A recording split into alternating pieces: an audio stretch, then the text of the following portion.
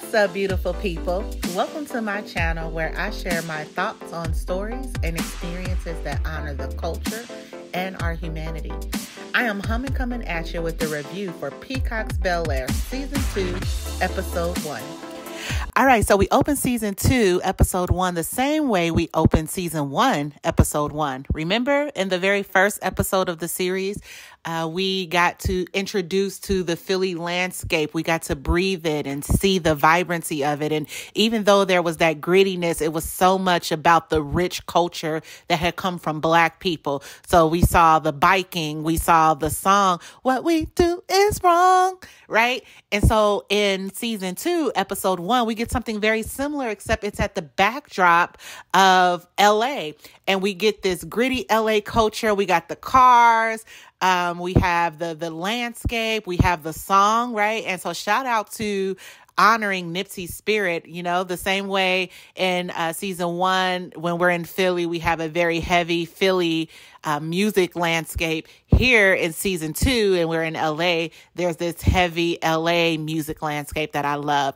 And what I love that the director does is usually when we are showing Black communities and our environments, we show it in this kind of dilapidated, people are downtrodden and hurting kind of way. But here it's so sunny, it's vibrant, it's bright. There's so much love for the culture there. And you see that in Will's eyes, as he goes into the cafe and he orders, he takes a moment to look around and see Black people just being Black. Right? There's no traumatic experience happening. It's just we are full present human beings, and he takes that in the same way it's as if he's inhaling it, and I really love that. And here is where we see Will seems most comfortable. It's very different. It's a juxtaposition to what he's experiencing in Bel-Air, where he's constantly having to navigate systems, think about what he says it, how he dresses. And here he just gets to be. It's like coming home to yourself. He's comfortable. So I wanted to bring that out. Now, here's where we also meet homeboy. I think his name is JB, maybe. But he's the one who's going to hook him up with an appointment to see this scout named Doc. And so here we see that Will kind of has a plan in motion. He definitely wants to separate himself from the Banks family and gain some independence. Next, we go to the Banks family, and everyone is there except Will, of course. And the family has no problem. Well, Ashley has no problem pointing this out because Hillary says, we know he's fine. He's talking to everybody. He's responding. He's good. And then Ashley reminds them, well, he's talking to everybody except for Daddy, right? And this is where we see he is upset with his uncle of everybody. The last time we saw Will, he had met his father and that went left, right? And he's very upset because he feels that the people he trusted most kept a secret from him that he felt was very harmful. In this scene, we also find out that Hillary was able to buy herself out of the contract with old boy at the influencer's house. And now she is head of the influencer's house. So we are happy for Ashley. We know she is finding her independence. And she did not go the traditional route of, going to college and getting the traditional job. I really appreciate that she is following her dreams and stepping out on faith and betting on herself and not relying on her father's influence and finances to do so. So shout out to her. We also see that Hillary and Jazz have a thing going on, and baby Jazz want to be claimed, but Hillary's not ready for that yet. So she's holding him off until, and she's telling him, well, we don't want to make it too soon. We don't want to put labels on it too soon. Let's just slow down and see what we have before we start putting titles on it. Now, y'all know that hurt Jazz's feelings, but he just going to have to figure it out because he really like Ashley. So he going to go along with the go along. Then we have Aunt Vivian. Can I say, keep an eye out for this love letter I'm going to do to Aunt Vivian, because when I tell you I am 30 years old and when I grow up, I want to be Aunt Vivian, Cassandra, the actress who plays Aunt Vivian, she just brings such life to Aunt Vivian in a way that we don't really get to see Black women, particularly dark-skinned Black women, have this full realm of humanity while still maintaining femininity, vulnerability, strength, and intelligence. It's just, she plays so many facets. What I love that they do with Aunt Vivian, shout out to the design and costume folk, is that they don't mind putting this dark-skinned Black woman in bold colors and patterns. We see that she wears very bold Afrocentric jewelry. And here is a woman who wears her natural textured hair. And y'all know what, which I will come to find about me, is I love textured voices. You know, I'm a big fan of Anita Baker, Toni Braxton, T-Boz from TLC, Tiana Taylor. I love those textured voices, and Aunt Vivian, I just love her voice. It's so strong and sultry, yet soft and warm, welcoming. But shout out to Aunt Vivian because, you know, we gonna keep an eye out on Reed, but she took this fellowship. She got tired of, you know, being in her husband's shadow, so to speak. And she wanted to step out and really honor her gifts as an artist. Like, you know, once you know what your calling is, you never can run away for too long because it's going to call you back. And so what I love about her and Uncle Phil's relationship is that, you know, he is encouraging of her. And so she kind of downplays sometimes because I think she's trying to find her footing and find her confidence in who she is. And he reminds her, like, baby, you are having an article in a very prominent, you know, not a newspaper, but in a very prominent art magazine. Be proud of yourself. Be excited for this moment. I also wanted to point out that I love how Aunt Vivian shows up. Like, you know, they are not afraid to put her in this dark-skinned woman in these bold colors. She's in oranges. Her nails are like this not a top color, but like this peacock color. And I wanted to point out that she's wearing green in her first scene back. And green symbolizes new beginning. So she has a new beginning in this career, but also a new beginning in who she wants to be as an artist with this fellowship. So I really appreciate that. Now, y'all know the juxtaposition of Carlton and Will's relationship from season 1 to season 2 has, oh my God, it's stark, right? But they are on good terms. And, you know, instead of being a hater, Carlton is actually being supportive of his cousin. He goes and picks him up from Jazz's house because that's where he's staying now. That's where Will is staying now. But he goes and he picks him up and, you know, he's just trying to encourage him like, hey, we are family. You can come back home. You ain't got to be out here doing this street ball stuff because news alert, isn't that why you're here in the first place? Because that's what you were doing and what led to you getting in trouble in Philly. You can ask my dad for money. And Will is really just trying to be his own man. And he's like, listen, I have a plan. I'm going to get set up with this dude named Doc. Trust me. And Carlton's like, who is Doc? Is he a scout? Is he a coach? And Will doesn't know. He just knows this guy gets kids to D1 and ultimately to the big leagues. Now, we also get introduced to Yasmin. I believe that's her name. And Carlton likes her. She is a pretty brown girl. And let me tell you, she is rocking this ponytail. And so he is so shy. And he just believes they probably have nothing in common, which brings back to this sense of Carlton struggles connecting with the Black kids at school. And as a former educator in the school system, I've seen this happen where, you know, there are some of our kids who don't always fit in, right?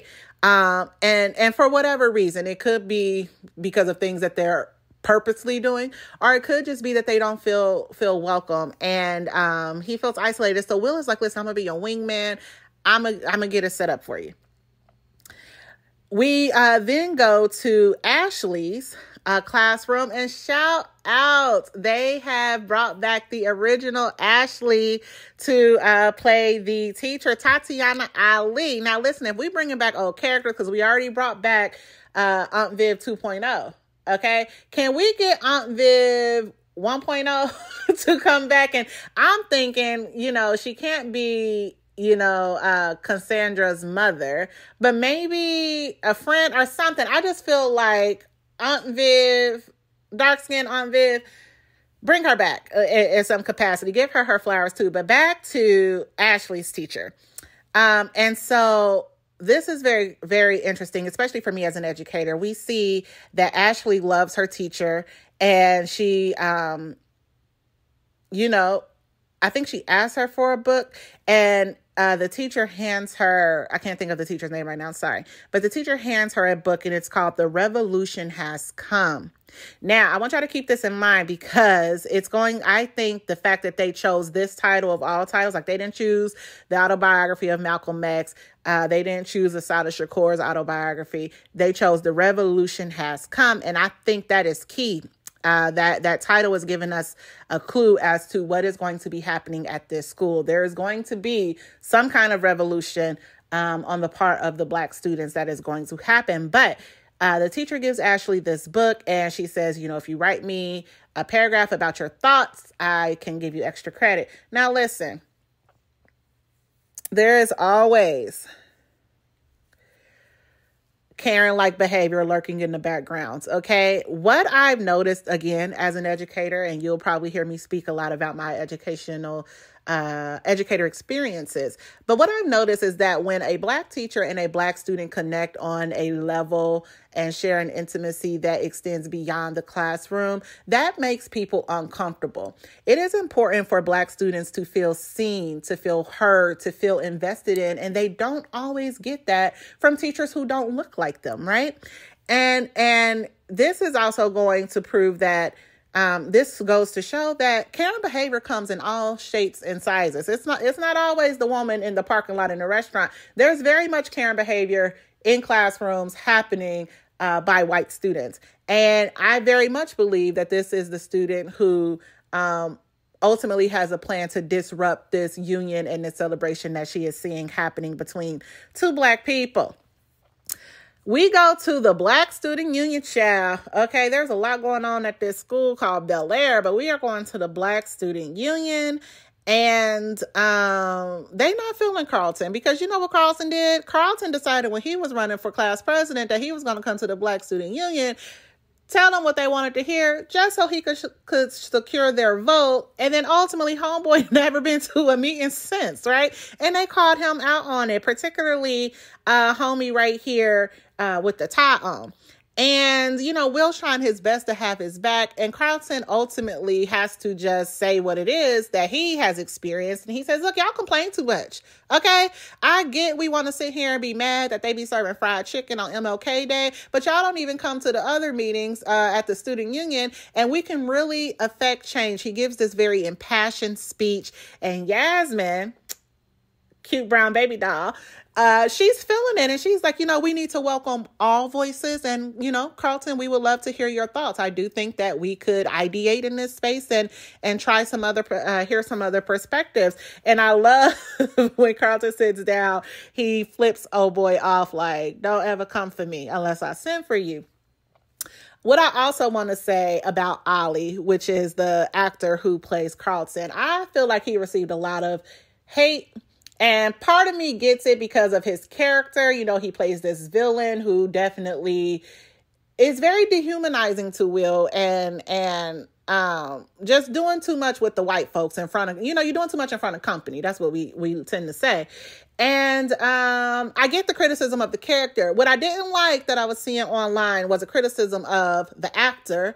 And a lot of the rhetoric was very anti-Black. And I personally, and this is not just because, he received this kind of backlash, but just even when I was watching him, I am able to separate the actor from I'm able to separate the actor from the role that they are playing. And I felt even when he was doing a hell of a job playing villain Carlton, I just felt he's so beautiful to me, especially his eyes, that rich skin tone. And every time he's on screen, I'm just like, oh my God, this is such a beautiful young man, very, very handsome. And so, as you are critiquing the role or the actor, just check your anti-blackness. All right, next. Again, we still up in this school. There's so much drama happening in this school, child, with all this money running around. But we see that Ashley's teacher Ashley, that's what we're going to call her until I can remember her name. Teacher Ashley, is in trouble. And here's what I'm noticing again on my educator soapbox. When you detract away from a curriculum that does not affirm your students, see your students, or teach them the fullness of history, you do get a tap on that hand, okay? And what I noticed is Ashley Banks, she is walking down the hallway and she notices her teacher is pleading a case. What we don't completely know, we can kind of guess. But they have the Asian teacher doing all the talking or whatever. And then they have this white woman standing behind the Asian woman with her hands folded behind her back. I felt like that said so much where, white women do so much weaponizing in the workplace.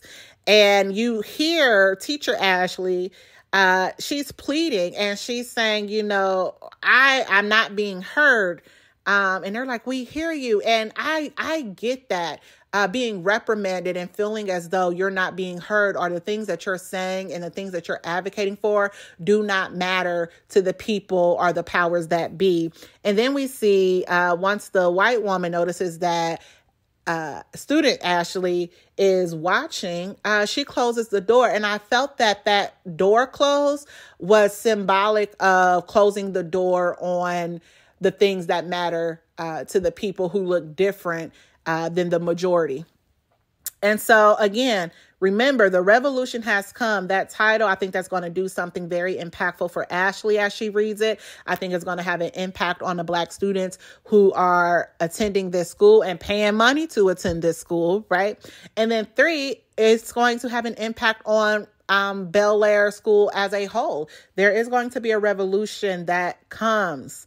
Who's a part of the revolution? Who resists the revolution? We have yet to see, but it is going to happen. And then we see fine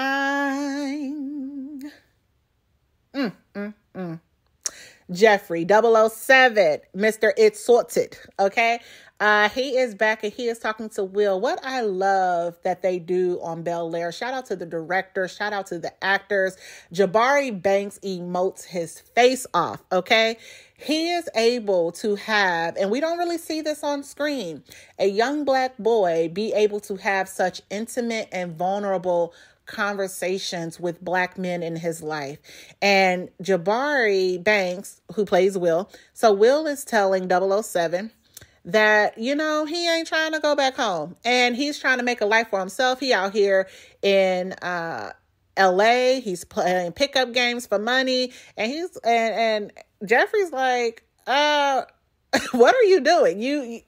I am out here. I'm not in the family, or I'm not at the house because, of things, but you don't have to be out here by yourself. You can go home.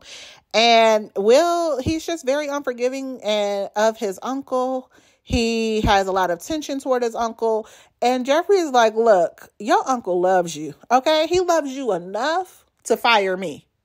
Go home. He don't tell him to go home, but that's the sense we get here. Jeffrey's like, look, dude, I done lost my job trying to help you, and you out here doing the same shit you was doing in Philly. Like, I have a body on me for you, and you out here doing the same stuff you could have been doing in Philly. If you don't go home, I know that's right, Jeffrey. So Jeffrey had to go tell, okay? And let me tell you again, directors, actors, they do such great job with the blocking and the emoting, because there's so much that is said in what is not said aloud, right? So Jeffrey comes in and you notice like Uncle Phil, he stands up and he is very much like, why is he here? Why is he in this house, right? I thought I made myself clear. And Aunt Viv, her arms are not crossed. Her body language is very open, very welcoming, and very inviting. And her face emotes to her husband, it is time to heal this. Stand down, like let's fix it. And Uncle Phil, his arms are crossed and he is setting up boundary. He is closed off. He has a wall up. And then you notice that Jeffrey, he barely makes eye contact in this scene. But he comes to tell them, y'all, just talk to Will. Will is street ball hustling like he was doing in Philly. And he says something so eloquently, but very profound. He says he goes there to hide, right? He's running away because he is hiding, and I just think y'all need to go get him, right? And, you know, he drops off a gift for Ashley because it is Ashley's birthday coming up, her birthday party, and Aunt Viv wants him to stay. You know, come, you are a part of the family. And while Uncle Phil does not say anything, Jeffrey, they communicate silently so well. Jeffrey picks up that Uncle Phil is not down for that. And so instead of making Uncle Phil deny him that, he just takes it and says, you know, no, just hand her this. I can't make it. And Aunt Viv walks him out. And listen, Uncle Phil, you cannot run that house by yourself. There are so many snakes in this grass, like last season, and you needed Jeffrey to keep that sorted. You're going to need him again. So, you know, but we all know and love Uncle Phil. He's going to come around.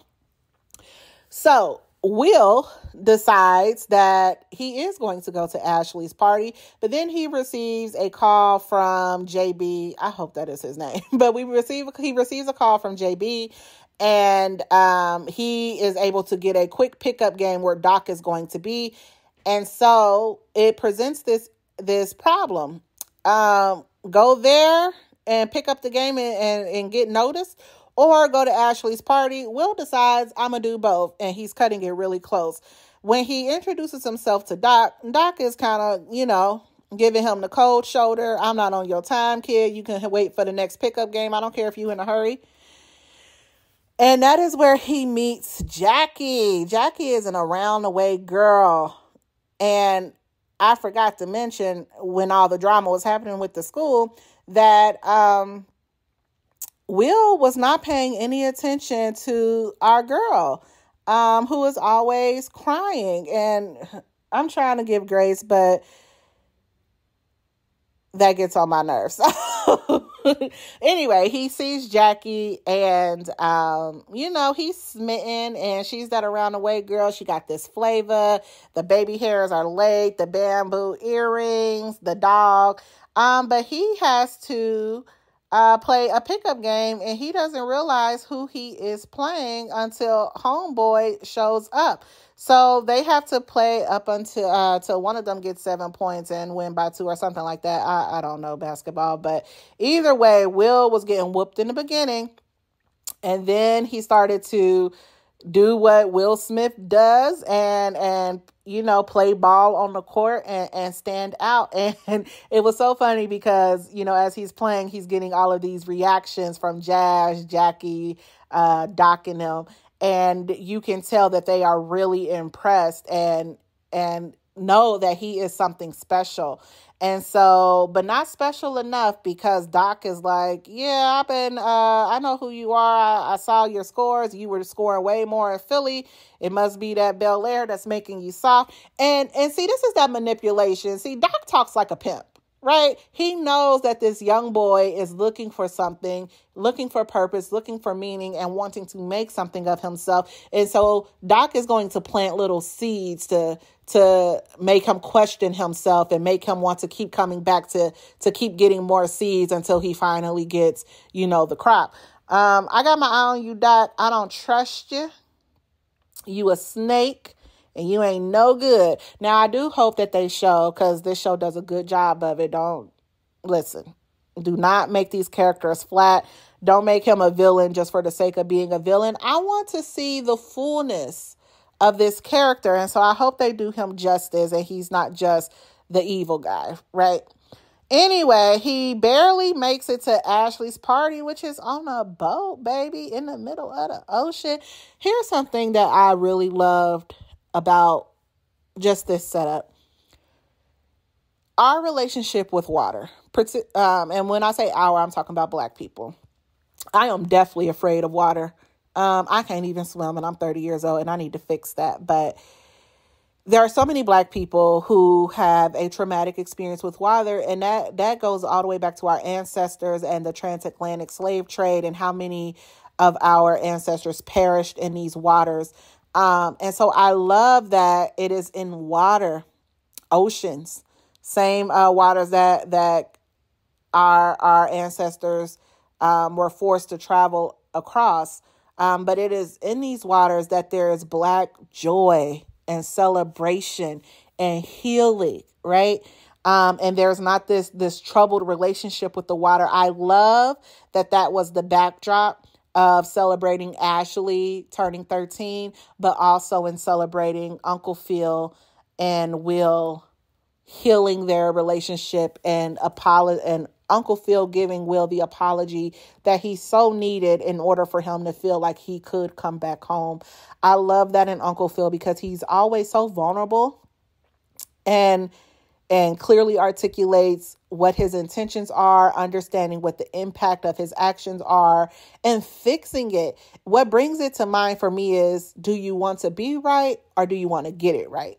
And Uncle Phil always wants to get it right with his family. And so I love that. And Will's back home. And Ashley's birthday wish came true. She wanted Will to come back home.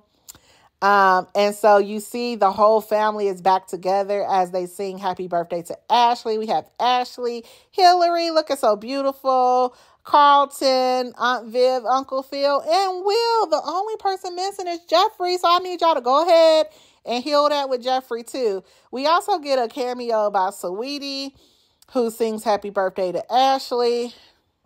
I'm just going to leave that at that. But also on this boat, just like in the school, there's a lot of things happening on this boat. Okay. So remember that Hillary was not trying to claim Jazz, until she saw Ivy pushing up on her mans. And then, Ivy ends up kissing Jazz, once they leave the party and go home.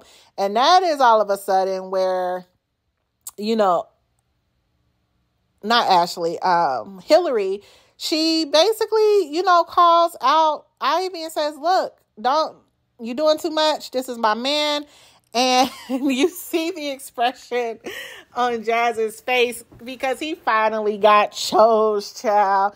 And I love it because Jazz is willing to be vulnerable. He's willing to be smitten and show his love and appreciation. And I also love that Jazz dresses. Okay. He is not afraid of the bold colors and the patterns. And I love that for him. And how we feeling about Hillary and Jazz? I feel like he definitely makes her feel comfortable. Do they have staying power? We don't know. Let's go back to the boat though, because here's some more drama. So, we have Monica. I think that's her name, right?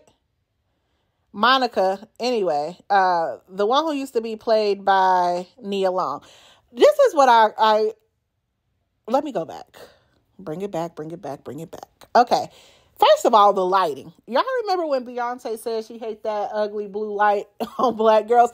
I love Black women in blue lights, especially when they are lit well. This is so beautiful. I love how they lit the Black people in its party. They did a good job lighting Ashley. They did a good job lighting Hillary, who's a Godiva chocolate sister. And now they are lighting Monica as well. And she looks beautiful here. But again, if you notice her face, she is always weepy. Like, she's always sad. And I just feel like I want to see more fullness in her. Like, this girl is a great swimmer. She has friends, but it just seems like the only time they show her having any scenes is when she is sad. She's either sad over her mother passing, which I get, or she is sad about Will, but it is rare that we get to see her just live fully outside of that, right? Like, is that her only emotional makeup? Will decides they may have moved too fast and, maybe they should just pump the brakes on it. I also think it has something to do with the fact that he not met Jackie, but he gives her the forehead kiss. Now, I do feel like he gave her a few excuses. Your dad, your pops don't like me. Shout out to Nick Cannon. He says, your dad never liked me. I'm tired of not being able to be who I am. I'm not going to apologize for who I am. Let's just, if it's meant to be, it'll be. I love you. Mwah. And walks off. Child. And she looks on longingly. I love you too. Ugh. I just need her to boss up. I get that they're teenagers, so I'm trying to give grace of where they are developmentally. I just don't want her always mopey on screen. Directors, writers, can we give her a little bit more? I don't think her name is Monica. But, Will's girlfriend, Carlton's ex-girlfriend, I don't want to just name her in terms of her relationships to men, so I need to figure out her name. Anyway, Aunt Viv, they are back home. Will has come home with his bags. Carlton is helping him unpack. Well, no, Carlton actually said, it's good to see you home. Unpack by yourself. I'll be in my room. But we go to the scene with Aunt Viv, and she finally reads Fine Art Quarterly Magazine, her article. And baby, Mr. Reed, who we didn't trust anyway, and Aunt Viv, you didn't trust either. So I don't know why we surprised here, but y'all know I love Aunt Viv. She can't do no wrong. But he has basically taken over the article, and he has stated what this fellowship is. And Aunt Viv don't appreciate it. She feels like he's making her a side piece to his fellowship, and that's not what this is. What I love about Uncle Phil, y'all gonna hear my love for Uncle Phil and Aunt Viv, okay, is that he provides space for her to be vulnerable and to vent. And then he says, dude, this is your fellowship. Do I need to remind him of that? I love that he asked rather than doing that toxic masculinity thing where he just asserts his dominance and takes over. He gives her, they're true partners. They have a conversation, and he never wants to overstep or do anything that's going to undermine her or make her uncomfortable, which I think is such a safe place for Black women to be able to rest in. And she says, no, baby, appreciate it, but I got it. And so we gonna see how she handles Mr. Reed, his ass. And then we switch to the ending scene, which is with Doc. He gives Will a call, and Will is just so excited. And I wonder how much of his father's absence drives him toward Doc. Because it's like Doc can dangle a carrot and Will is just willing to jump, baby. But he gets off the phone, and it is confirmed the audience's suspicions about Doc, which is, he's a snake, and he's a manipulator, and he is definitely plotting, because then we see JB hand him, an iPad, and on the iPad it said there's an article from the Los Angeles County, and the title is Billionaire Banks Runs for District Attorney, and Billionaire Banks is in quotation marks. So Doc knows Will comes from money, he comes from influence, and he comes from power. And so this is another snake in the grass that is threatening the empire and threatening the family, and we have to keep an eye out for, which again is why we need Jeffrey 007. It sorts it back. So why we need Jeffrey back to keep things sorted, baby? Look at all these people and all these snakes in the grass. Now listen, these are people we're going to have to keep an eye on throughout the season. Definitely Reed, as fine as he is and as great or blue as those eyes are, baby, we don't trust you, and we don't like how you doing our good sis Aunt Viv. Secondly, I'm going to say Jackie, because Jackie is connected to Doc, and, the baby hairs ain't fooling me. I just feel like, maybe she is innocent, but I also feel like maybe she's in on the plot. I don't know. Definitely got to watch Doc, okay? Because his motives are he has ulterior motives. And then we got to watch Homie from the Black Student Union, because I love Carlton. Okay, this is a I Love Carlton channel. And he definitely has it out for Carlton, and he definitely wants to see Carlton fail. Now, maybe they can get over their differences and we are stronger together. But we just don't know. Finally, I want to say, Harpo, where's this woman? Where is Will's mama? Because I'm just thinking she was so concerned for Will. It is just the first episode, but, Will has so much anger towards Uncle Phil. We don't really get a sense of how he feels toward his mother. We don't get a sense of his mother calling and checking on him. I mean, he has left the Banks residence. He is living out on his own and with Jazz. And he also just got into it with his father. And I would just imagine that he has a conversation with his mother. And I think that should have been shown, in the first episode. So hopefully they show it in the second at least. Because I need to know, what is that conversation of? And I love seeing her on screen. Okay. She be giving Aunt Viv the business, but I love her because she loves her son and she just wants what's best for him. So y'all tell me what y'all think. Who do y'all think we need to keep an eye out on throughout the season?